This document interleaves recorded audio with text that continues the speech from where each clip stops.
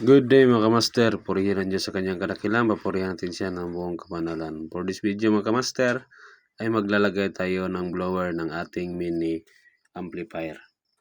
So, halika kayo mga kamaster at samahan nyo ako.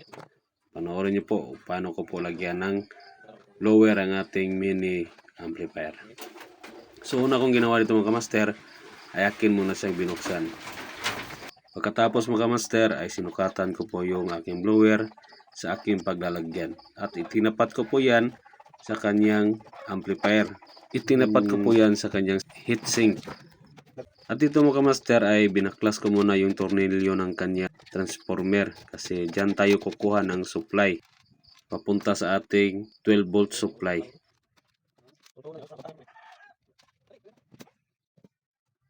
At dito mga master ay aking binalatan yung wire ng ating AC supply galing sa ating plug o 220 volts. Tapos ito mga kamaster ay nagbalat ako ng wire. Itong connection na ito mga kamaster ay papunta po sa ating 12 volts adapter. Gagamit ako dito ng adapter mga kamaster para safety po yung ating blower. Kasi yung 12 volts adapter natin 220 po yung kanyang input at ang kanyang output po ay 12 volts. So safety po yung ating blower. At the same time, safety din po yung ang wirings ng ating amplifier. So ito mga master ay akin na siyang tinap tapos akin siya inilagyan ng electrical tape.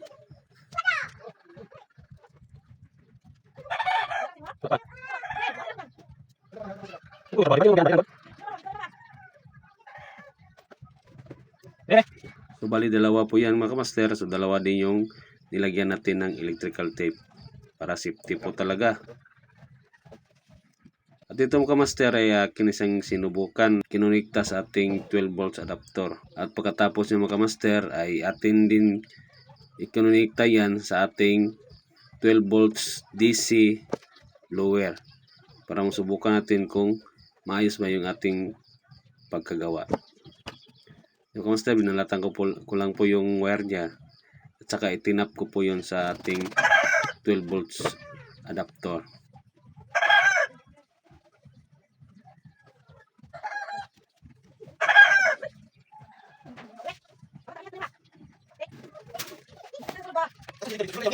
So ayun mga master, gumana na siya no? At maayos po ang ating pagka-konekta. Ayan. Minto siya tapos pag nakaon naman yung switch ng ating amplifier ay bumabalik siya sa pag-iikot. So diyan po mga master ay idinaan ko po siya sa ating switch ng amplifier para pagkasaksak mo hindi siya agad iikot. Saka lang siya iikot kapag nagbukas na yung switch natin. At dito mga master ay yung sinukatan ko gina ay akin siyang grenade. Binutasan ko para diyan po dadaan yung hangin galing sa labas papunta sa loob, papunta direkta sa ating heatsink para malamig po yung ating amplifier. Dito mga master ay akin na siyang tinornilyo para maitap ko na siya sa ating 12 volts DC output adapter at para masubukan na rin natin mga master. Mga master, tapos ko na siyang natornilyo ay tinap ko na siya finally. Final na po ito mga master. Tinap ko na po siya sa ating 12 volts adapter o 12 volt supply. At nilagyan ko siya ng isolator dyan para safety talaga, tapos nilagyan ng electrical tape para iwas short circuit po mga master.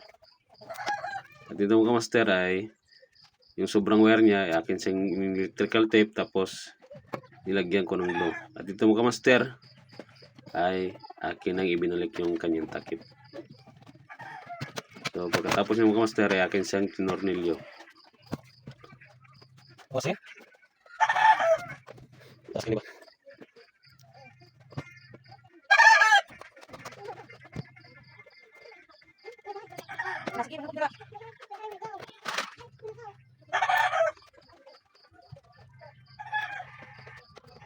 At dito mga master ay akin siyang nilagyan ng speaker para masubukan na. At the moment turut mga master ay yan po. Magana po siya mga master.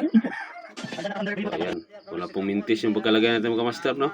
Parang wala lang, parang built-in lang po siya na blower.